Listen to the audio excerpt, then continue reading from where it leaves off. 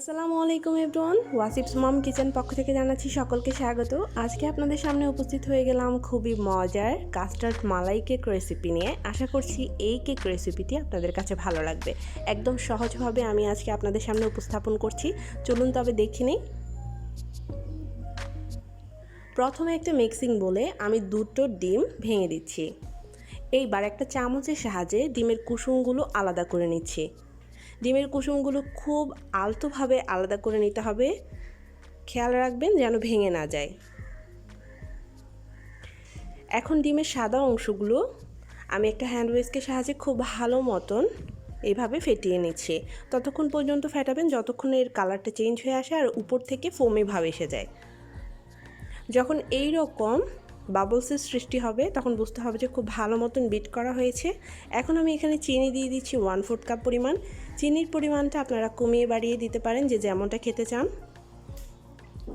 চিনিটাকেও খুব ভালো মতন মিশিয়ে নিচ্ছি। চিনিটা গলে এলে এখানে আমি দিয়ে দিচ্ছি ডিমের কুসুমগুলো। এবার ডিমের কুসুমগুলো খুব ভালো মতন বিট করে নেব আর লবণ দিয়ে দিচ্ছি সামান্য পরিমাণ। চিনির ব্যালেন্সটা যেন ঠিকঠাক থাকে সেজন্য এখানে সামান্য পরিমাণ লবণ দিয়েছি। এবার খুব ভালো মতন আবারও বিট করে নিচ্ছি। যত ভালো করে আপনার কেকের এই বিটটা করে নেবেন তত ভালো হবে আপনার কেকটা, তত স্পঞ্জি হবে। এখন আমি সয়াবিন তেল দিয়ে দিচ্ছি 1/4 কাপ পরিমাণ। এবার সয়াবিন তেলটাও খুব ভালো মতন ফেটিয়ে নিচ্ছি।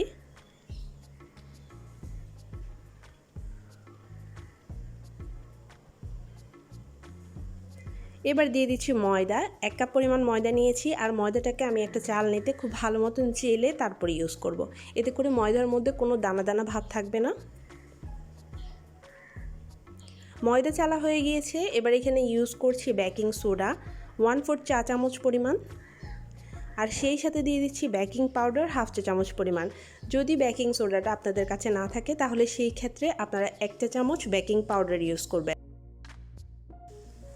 এবার খুব ভালো মতন মিশিয়ে নিচ্ছি। খুব ভালো মতন ঘুরিয়ে ঘুরিয়ে একই প্যাটার্নে এভাবে মিশিয়ে নেবেন। যদি দেখেন যে আপনাদের ব্যাটারটা বেশি ঘন হয়ে গেছে সেই ক্ষেত্রে 2 টেবিল চামচ পরিমাণ লিকুইড দুধটা ইউজ করতে পারেন। এইবার এটা একটা পাশে সরিয়ে রাখছি। এখন যেই পাত্রটাতে আমি কেকটা বানাবো সেই পাত্রে সামান্য পরিমাণ তেল ব্রাশ করে দিচ্ছি। এখানে আমি 1/2 চা চামচ মতন তেল দিয়ে দিচ্ছি। এতে করে কি হবে, কেকটা কিন্তু নিচে থেকে লেগে যাবে না, খুব সহজেই উঠে আসবে। একটা ব্রাশের সাহায্যে খুব ভালো মতন ব্রাশ করে নিচ্ছি। আপনারা চাইলে এখানে ঘি ইউজ করতে পারেন, গলানো বাটার ইউজ করতে পারেন। এইবার কেকের ব্যাটারটা আরও একবার নেড়ে চেড়ে ঢেলে দিচ্ছি। দেখুন কেকের ব্যাটারটা কতটা পারফেক্ট।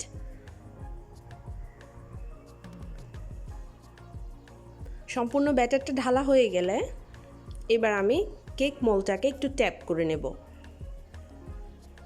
এভাবে একটু দুলিয়ে দিলাম যেন চারপাশটা সমান থাকে, আর এইভাবে ট্যাপ করে নেবেন যেন ভিতরে এয়ার বাবলস থাকলে সেগুলো বেরিয়ে আসে। এবার এটা আমি বেক করতে নিয়ে যাচ্ছি। চুলায় একটা হেভি প্যান আমি বসিয়ে 10 মিনিট প্রিহিট করে নিয়েছি।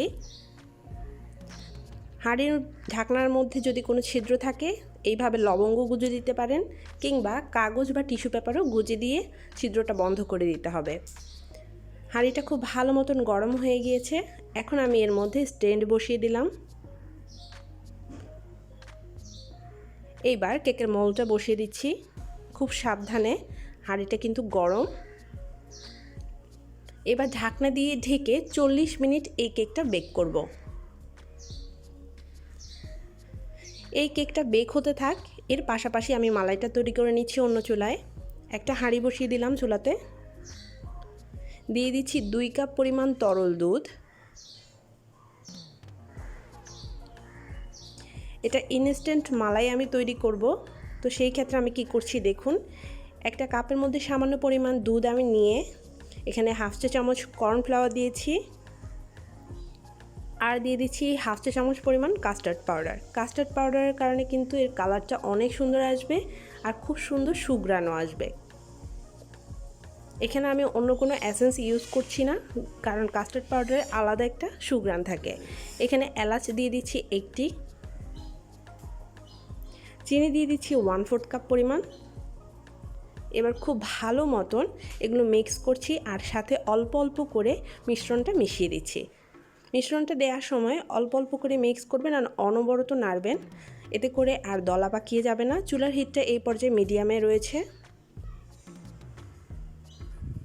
নাড়তে নাড়তে যখন এটার একটা বলক চলে আসবে, ঠিক তখনই চুলাটা বন্ধ করে এই মালাইটা ঠান্ডা করে নিতে হবে, কারণ এর থেকে বেশি ঘন করা যাবে না, তা না হলে কিন্তু এটা কেকের ভিতর ঢুকবে না। অপরদিকে ঠিক 40 মিনিট পর আমার কেকটা বেক হয়ে গিয়েছে খুব ভালো মতন। এখন ঢাকনাটা খুলে আমি আপনাদেরকে দেখাচ্ছি। দেখুন কালারটা কিন্তু উপর থেকে অনেকটা সুন্দর এসেছে। এখন একটা কাঠির সাহায্যে চেক করে দেখছি যে কেকটা ভিতর দিকটা হয়েছে কিনা। কেকটা দেখুন একদম পারফেক্ট হয়েছে, কাঠিটা একদম ক্লিন এসেছে। তো এই কেকটা আমি নামিয়ে ঠান্ডা করে নিচ্ছি। কেকটা আমি নামিয়ে ঠান্ডা করে নিয়েছি খুব ভালো মতন। একটা ঢাকনা দিয়ে ঢেকে রেখেছিলাম যেন বাতাস লেগে উপরের পাশটা শক্ত হয়ে না যায়। দেখুন কেকের পাশটা কতটা সুন্দর এসেছে, পেছনের সাইডটাও কালার কতটা সুন্দর এসেছে।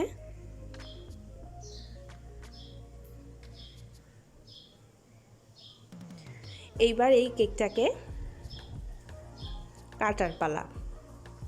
একটা ছুরির সাহায্যে কেকটাকে আমি আগে ভাগে কেটে নিচ্ছি, কারণ মালাই দেওয়ার পরে এই কেকটা কাটা সম্ভব হবে না। আপনারা আপনাদের পছন্দ মতো সাইজ করে কেটে নিতে পারেন। আমি এখানে 4 টুকরো করে নিচ্ছি।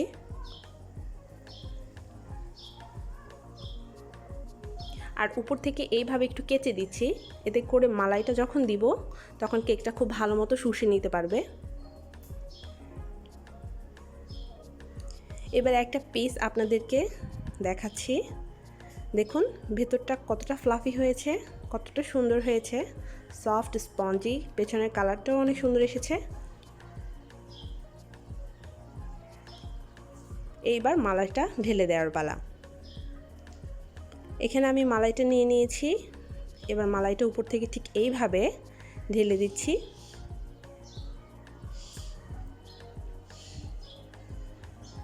মালাইটা ঠিক দেওয়ার কিছুক্ষণ পরেই মালাইটা কিন্তু শুষে নিয়েছি খুব ভালো মতন।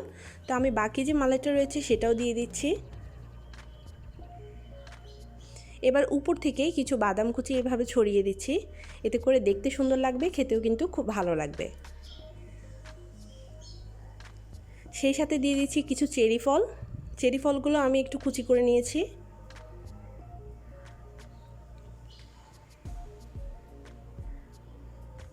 দেখতে পাচ্ছেন তৈরি হয়ে গেল আমার কাস্টার্ড মালাই কেক। আশা করছি রেসিপিটি আপনাদের কাছে ভালো লেগেছে। এইভাবে তৈরি করবেন, দেখবেন বাসার সকলেই খুব পছন্দ করবে। এইবার একটা পিস আমি আপনাদের সাথে কেটে শেয়ার করছি।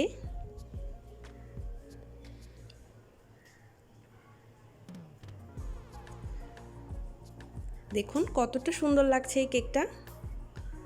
অতিথি আপ্যায়নে কিন্তু এই কেকের জুড়ি নেই। এবার উপর থেকে কিছুটা মালাই আমি এভাবে ছড়িয়ে দিচ্ছি। এই কেকটা বাচ্চারাও কিন্তু খুবই পছন্দ করবে। এইভাবে একবার তৈরি করে আমাকে জানাতে পারেন যে কেমন হয়েছে। দেখুন ভিতরটা কতটা সুন্দর, খেতেও কিন্তু দারুণ মজা। রেসিপিটি ভালো লাগলে একবার অবশ্যই বাসায় ট্রাই করবেন। সবাই ভালো থাকবেন, সুস্থ থাকবেন। আগামীতে অন্য কোনো রেসিপি দেখার আমন্ত্রণ জানিয়ে আল্লাহ হাফেজ।